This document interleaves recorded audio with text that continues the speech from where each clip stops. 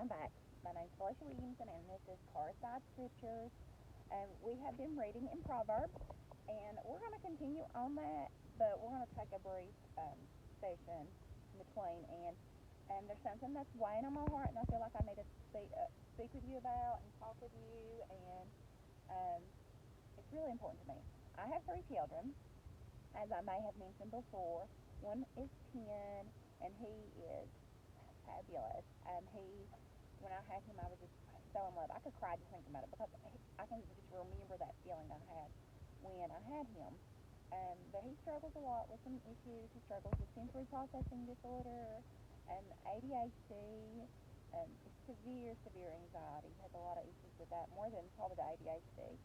And he has mild OCD, and he also has Ehlers-Danlos. That's not, you know, widely known, but it's genetic, runs in the family, and I have it, he has it, and my daughter has it as well. But he is probably where a lot of my attention goes, and he struggles a lot.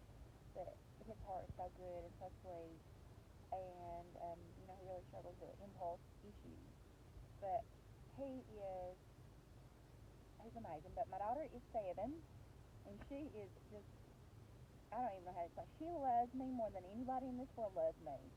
Me and my mother had a really hard relationship, and we never really formed that bond a mother-daughter should have. And I feel like the Lord gave her to me to show me what that bond is, and He has gave her to me. He has made her love me 10 times what I ever dreamed of a child loving me. My boys love me, but she loves me. If I'm sick or if I bump my knee on something, here she is running to get me a bottle of water, a blanket, and a pillow just to take care of me. And she tells me 5 times a day how much she loves me. She wants hugs and cuddles, and it's just something I always wish I had with my own mother. And I feel like that the Lord has accomplished that before that. But she is hot or cold. There's no in between with her. She is a spitfire. She's sweet as a button, but she can cut you like a knife with her words. And I'm not joking. She can really hurt your feelings. But she is so gentle and kind. Like, she loves to help people. She looks out for people. So mature for a 7-year-old. And then we have my little one who is 5. His name is, I won't say his name, but we call him Sugar Bear. And he is just so charming and charismatic, and the smile, I mean, just his smile is like $1,000,000 smile. He is sweet and shy, and everybody loves him. And he's got one of those auras about him that you're drawn to him. And there's something about him. He's really sweet. Um, he's more athletic than the other two, but he's so shy. He don't like to participate and stuff. He is just funny and brave, and just, I don't know. He's sweet too, and he loves to hold mama's hand. Um, but he's just more independent than the other two. He's my third. That's kind of how it goes. Kind of had to push him to the side and be like, you gotta do it for your own, Bubba. Um, but anyways, I have three. They're also different. They're also unique, and I love them dearly and fiercely, probably more than what I should. And it's something that the Bible talks about. There should be idols before me, and that's those who, even like you put your most of your time into someone besides the Lord, um, that's an idol. And so I've had to really watch myself with my kids because I am so involved in them, and so I guess you can say it's best with them. I'm probably the typical helicopter parent. There's, it's a lot of it comes from stems from my childhood, and me not having that parent that was supportive, that was there, that was present, and I think I overcompensate for that. Which I know, at least I'm aware of my problems, and I'm working on them. But um, it's not that I don't encourage them to be independent. I do. I'm like, my oldest son, he has severe separation anxiety, and he's like, I don't want to leave you, da da da. And since birth we struggle with that, and I'm like, you got to be independent. I'm big about independence. I want to feel like my kids can um, survive, without me. If something was to ever happen to me, that would be okay, and that, when I send them off to college, that they can function without me being, there in their life 24/7. Um, but anyways, I want to talk about, the world we grew up in, I grew up in, is not the same as the world we live in now. And a lot of times we try to apply the same things that we grew up in, or I grew up in, to the way that we raise our children today, and that becomes complicated because it's not the same rules. So those same rules don't apply, and those same ways that we did things don't apply. I feel, this is how I feel, and I know everybody's not going to agree with me, and I know that everybody has their own views, and that's fine. If you raise your kids the same way as everybody else raised their kids, then it's not going to work because your family structure is different, one, your beliefs are different, two, and just your environment's different. My background's different than yours, and you live in probably a different area than I live. I live in the country, very, very country place, as you can tell by the way I speak. But it's, everything's just different, so you gotta kind of, you wing it, and you just do the best that you can do and not judge. Do not judge another mom. We have it hard enough as it is, people. You know, it's hard trying to juggle everything. Just be like, more power to you, Mama. I see you. I feel you. If you need a hug, I'm here. Let me hug you. Let me love on you a bit. We all need loved on a little bit from time to time. We seem to get overlooked. Oh, the kids, oh, the husband, da da da. And I feel like, we kind of like, doing what you're supposed to be doing, and it's hard. What they consider us supposed to be doing, it's hard, and we need loved on. But anyway, um, like back in the day, we could just I was able to walk up and down the street, not the street, like I said, I live in the country, so I don't know if you all know what a holler is, but I lived up in the hollow, or holler, we call it holler, with an ER, not an OW, but we live there, and it's something we could go walking and not worry about. You didn't hear about abductions and kidnappings and stuff like that then, so it was not an issue. You 12, 13, go for a walk. Let's go for a walk, sure. It wasn't nothing that you didn't have that fear. And nowadays, you can't even let a 17-year-old go walking by themselves. It seems like it, because there's a chance of being abducted, and you have to use more caution now. You have to use the buddy system more so now. And so that's one way things are different. Um, Violence seems to be more prevalent. Just and there's more easier access to stuff now with technology, Facebook, social media, all that has predators. It seems like there's more out there now just because it's easier access. So we have to be more cautious about technology, and exposure to things. It's kind of like, back then we could shelter our kids more so. I was very sheltered, probably more than what I should have been. I was 18 years old and still sheltered, but we were sheltered more then than what we are now, and it's really sad in a way, but it's important to give your kids, their own armor of God, not just um, hide them from it. You got to prepare them. You got to put the armor on them, and teach them right and wrong. Teach them about heaven and hell. And I know a lot of people, oh, they're too young to learn about hell. If they're not too young to learn about hell. I know it's complicated, and you have to look. We don't even understand the Bible completely. We don't understand heaven and hell completely. And all we can do is do the best that we can do to answer their little questions. And if my kids have a question that there's no way I can answer, I'm like, say that for God, say that for Jesus. When you get there one day, you can ask him that question. And my oldest one's like, I'm going to have a lot of questions for God. And it's true, but it's okay. I have a lot of questions for him too.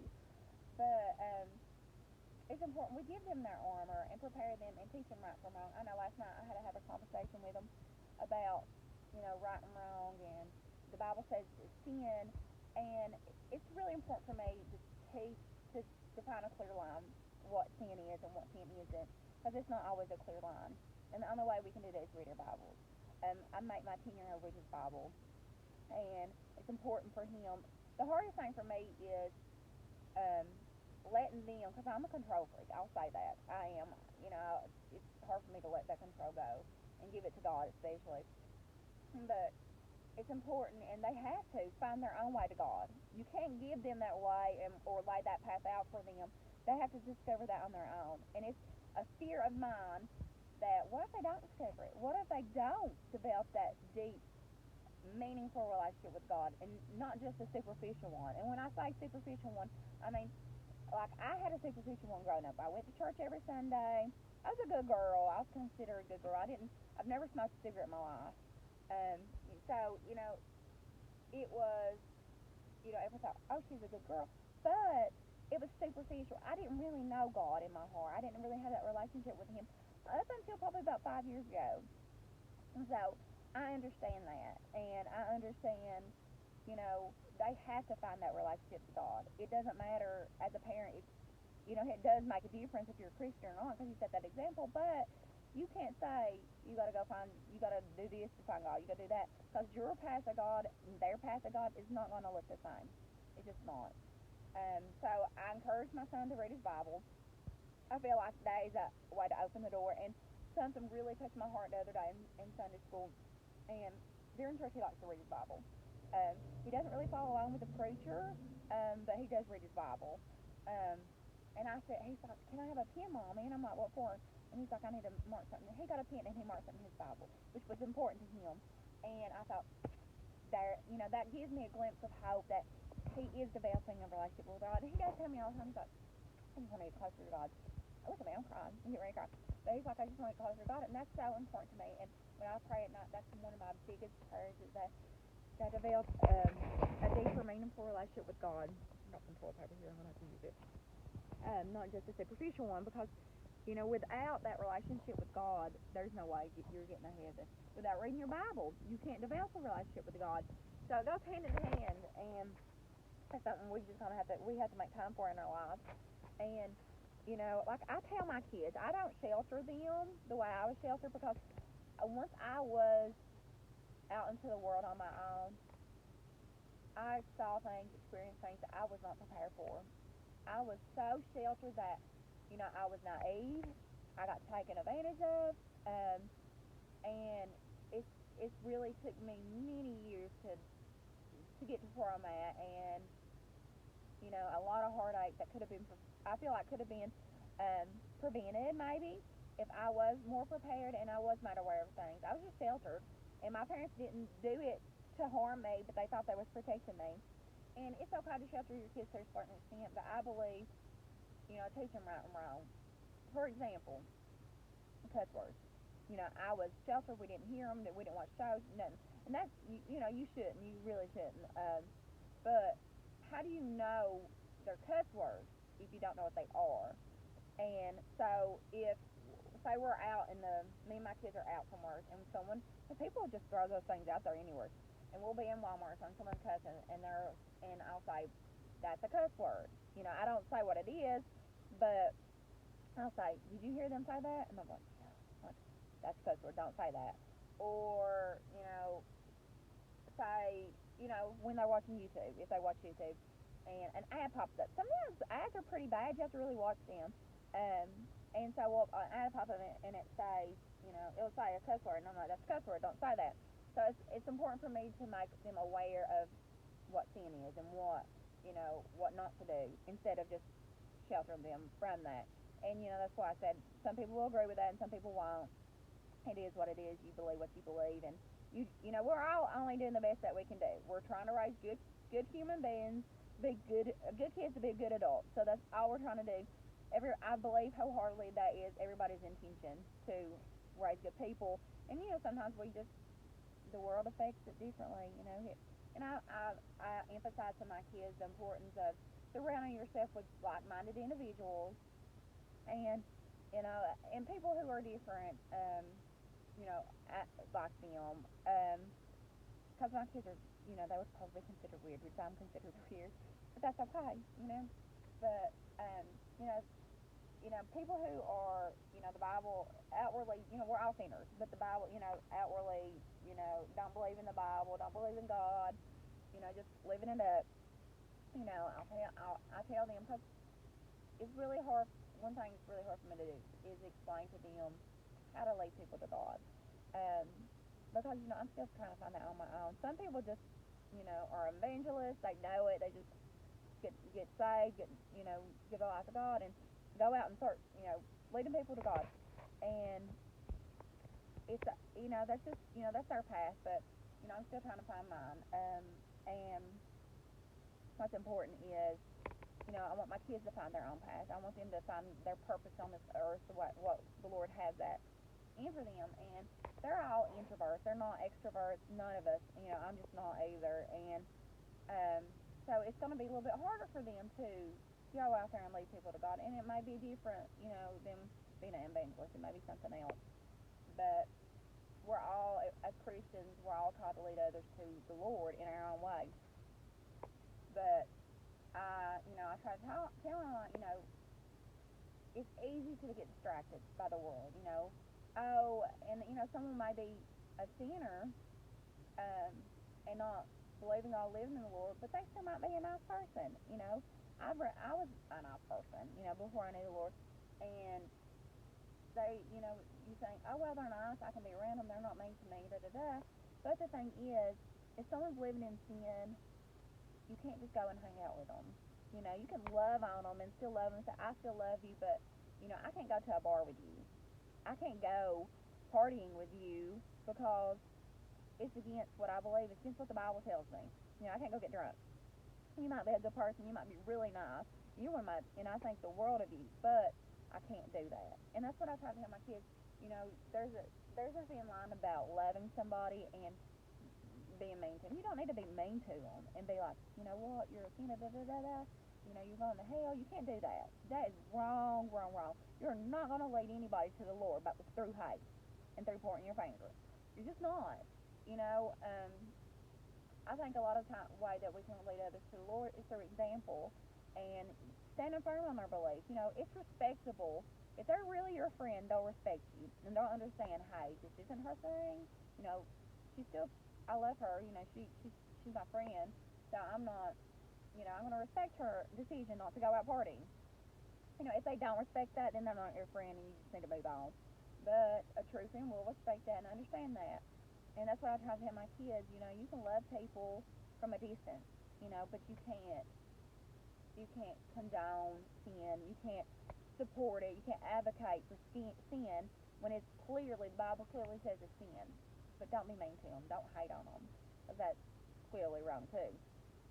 And that's something that I feel like as Christians in general, we struggle with, because people who are different from us, people who, aren't like-minded, we kind of, oh, well, they don't go to church. They don't, a large part of Christians or people who claim to be Christians, they point fingers, well, they don't go to church on Sundays and Wednesdays. Well, they don't, they drink, they do this and that. And you know what? You're a sinner too as a Christian, or, you may not do the obvious sin, but we might tell a lie. We might, watch something we shouldn't watch. We're all sinners, so for us to point fingers is not right.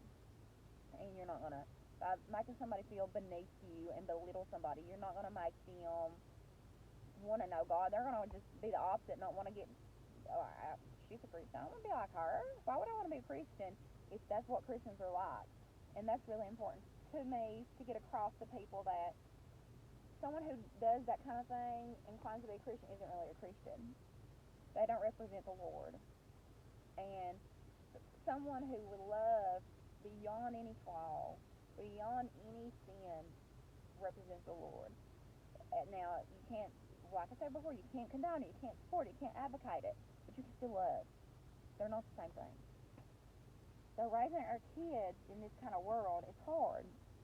We know it. And we just really need to encourage them to, read their Bibles. I really don't feel like there's any way a Christian, a true Christian, can survive in this world if they don't read their Bibles. There's not. can't go to heaven without reading your Bible. It's important. It's God's word. It's His life. It is His life, right? In the Bible. So why wouldn't you want to get to know it? To get just jump right in it and understand it. And I know it's hard to understand, and there's some words that I just don't understand. But the Bible talks about if we pray and wholeheartedly seek for wisdom and knowledge, He'll grant it to us. And I feel like He does. There's things I've read before that I didn't understand, and now I read, I'm like, oh, that's okay. So a study Bible really helps. So, more power to you, mamas and daddies. And I just really hope that you can, you set those examples for your kids, and just do the best that you can do. But I always tell them I always put God before anything, and seek His guidance in anything they do. I wasn't taught that. I wasn't taught to develop a relationship with God, and I had to learn that the hard way. So it's not really something I want my kids to learn the hard way. And I really want them to know that they have to find their own path, so they can start doing that.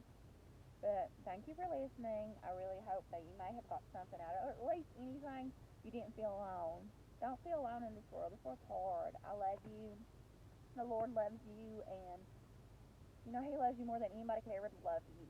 He sent His own Son to die for our sins, to die for you. He knew what sins you was going to commit. He knew who you was. He knows you inside and out. He still sent His Son to die for you. He still sent His Son to die for me, and I will tell you, I have made mistakes upon top of mistakes. But He sent Jesus. He said, Lisa, I'm going to send Jesus to make you worthy so you could go to heaven too. So He did, and that makes me so happy. Thank you for listening again. I hope you have a beautiful day.